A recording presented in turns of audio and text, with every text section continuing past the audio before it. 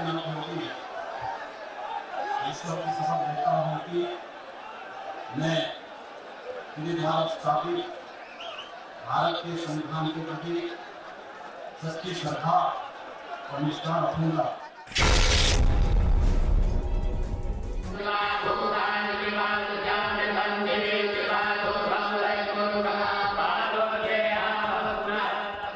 क्या योगी आदित्यनाथ ने इतिहास बदलकर सत्ता को लगातार दूसरी बार साधने का मंत्र खोज लिया है? तो आप योगी जी हैं या राजयोगी? मैं योगी भी हूं और कर्मयोगी भी हूं।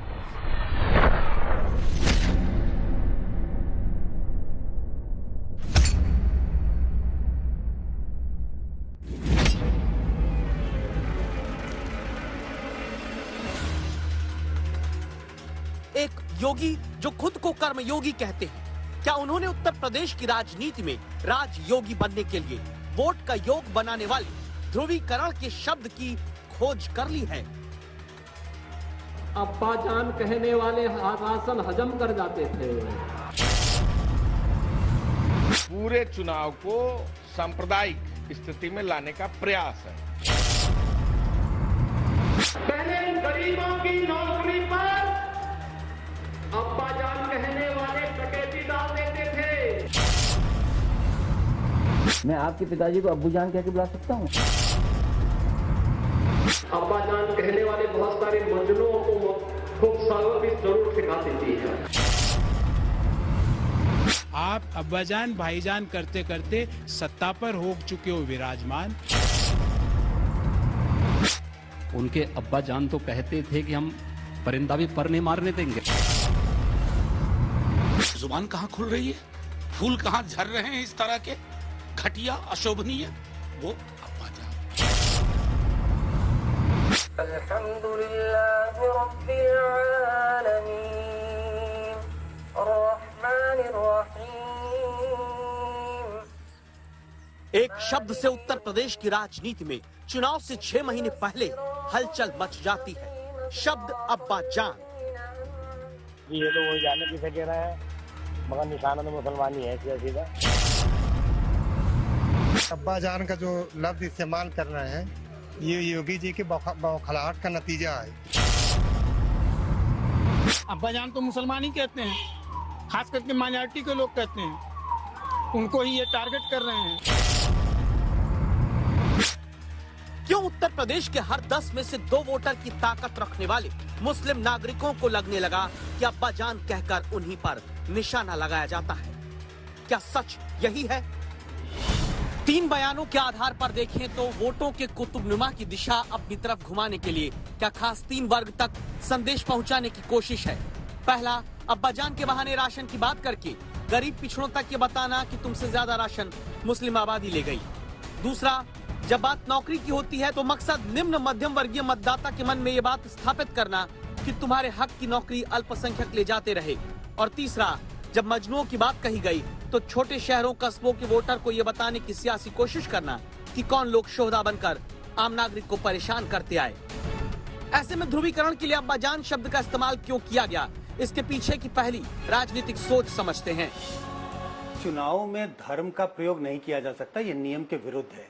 ये इलेक्शन कमीशन के गाइडलाइंस और जो जिन नियमों के तहत चुनाव होता है वो एक तरह से बैंड है। आप धर्म का इस्तेमाल नहीं कर सकते वोटरों को लुभाने के लिए।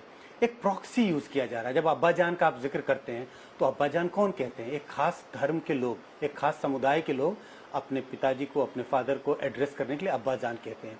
इस वजह से ये किया जा रहा है, ये बताया जा रहा है कि अब कौन सी ऐसी पार्टी है जो एक खास समुदाय के लोगों को लुभाने के लिए कोशिश करती है। अखिलेश यादव के लिए इसका इस्तेमाल होता है।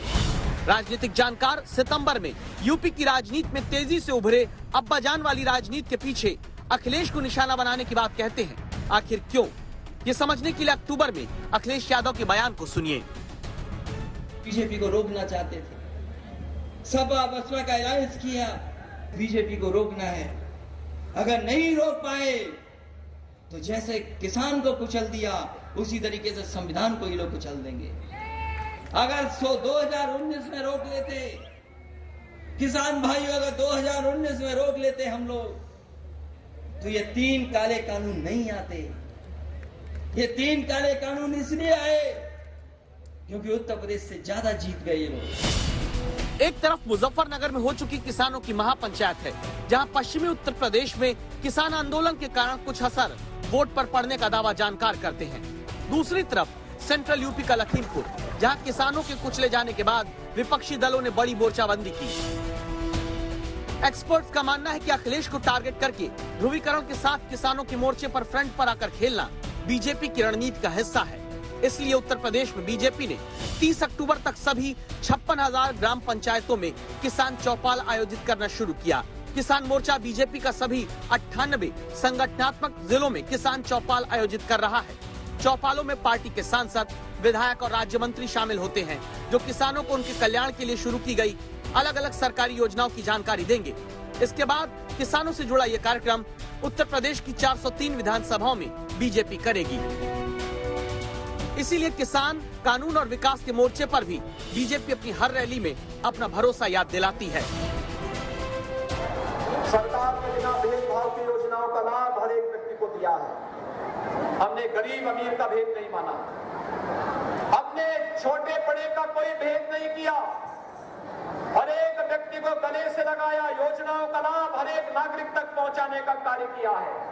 और मैं आपको आश्वस्त करता हूं, आपने देखा होगा, अगर किसी अपराधी और माफिया ने किसी गरीब की संपत्ति पर, किसी व्यापारी की संपत्ति पर कब्जा करके जबरन करने का प्रयास किया तो हमने उसकी छाती पर बुलडोजर चलाने में भी कोई संकोच नहीं किया है। सब जाति के लोग, सब धर्म के लोग मिल करके रहते हैं, एक साथ रहते हैं, एक छत के नीचे रहते हैं।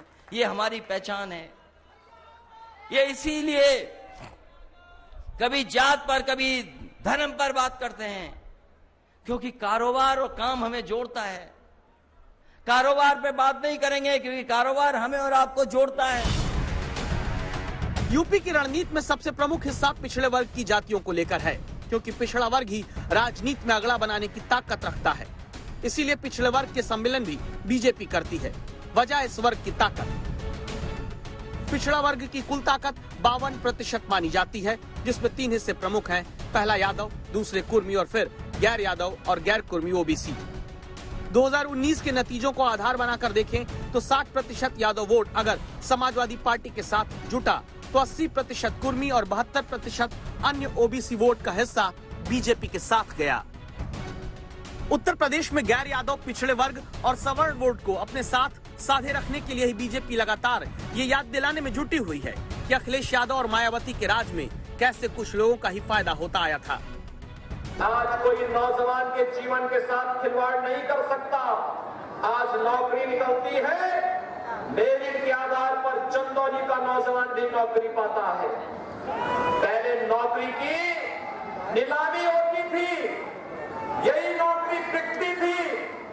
सपा बसपा के समय में यही तांडव होता था। लेकिन आज नौकरी में कोई डकैती डालेगा तो उसको मालूम है कि अगर नीलाम करने का प्रयास करेगा तो उसके घर परिवार बिक जाएगा, लेकिन गरीब के साथ और नौजवान के साथ कोई खिलवाड़ नहीं कर पाएगा। बीजेपी की ताकत उसका बहुसंख्यक वोट है, इस बात को कोई खारिज नहीं कर सकता। यही वजह है अब प्रियंका का मंच हो या समाजवादी पार्टी का रथ यात्रा, चाहे बीएसपी की सभा हो, हर विरोधी के मंच पर जहां पहले मुस्लिम नेता और छवि ज्यादा दिखती और दिखाई जाती थी, उसे दिखना और दिखाना कम कर दिया गया। विरोधी अब बीजेपी की ही पिच पर खेलना चाहते हैं, जहां बीजेपी से बेहतर कोई खेल नहीं पाता। कुमार अभिषेक, लखनऊ, आज तक।